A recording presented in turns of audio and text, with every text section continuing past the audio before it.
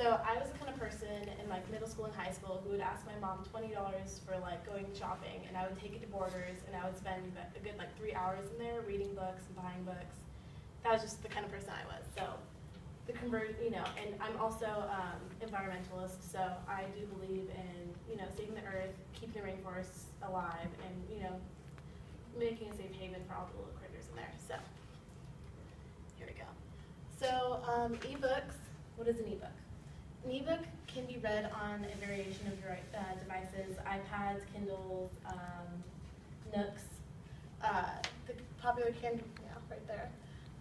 Nooks are from like Barnes & Noble, Kindle's Amazon, and they have thousands and thousands of books that you can choose from. So it doesn't matter like if you if you go into like a certain store like Barnes & Noble's or a library, you may not find the book that you want. You may find different books, but if you really want like specific books, it's easy to find and it's reliable.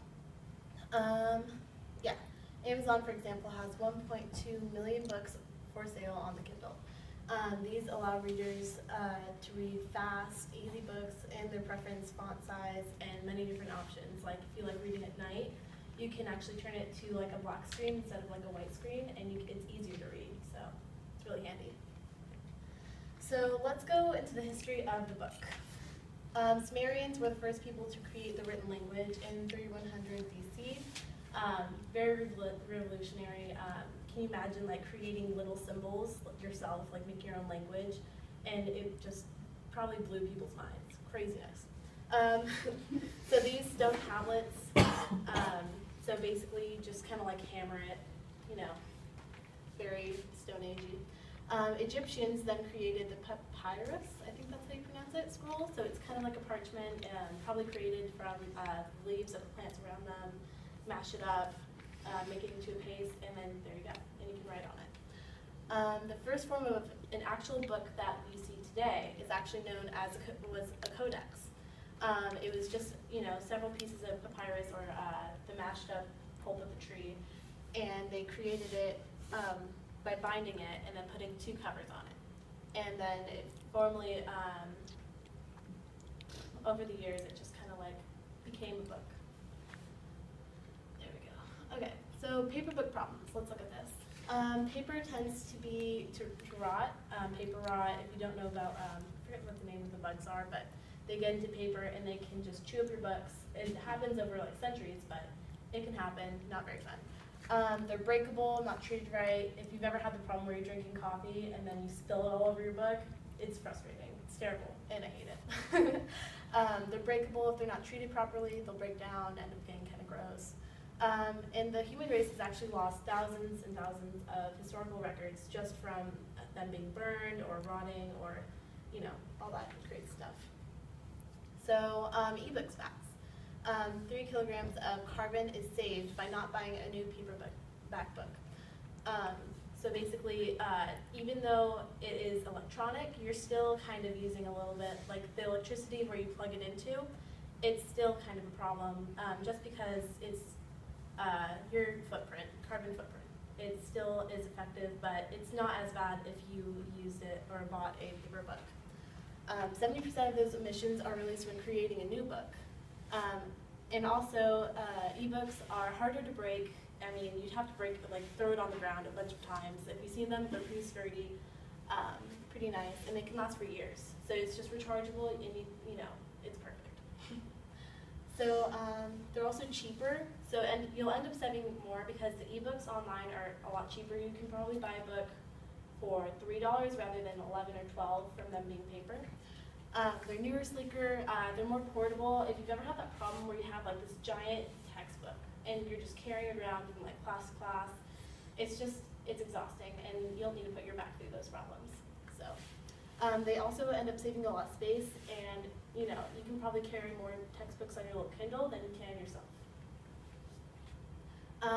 Paper book facts. So 24 trees are required to produce 1 ton of paper, and 35% of those books will be unread or destroyed.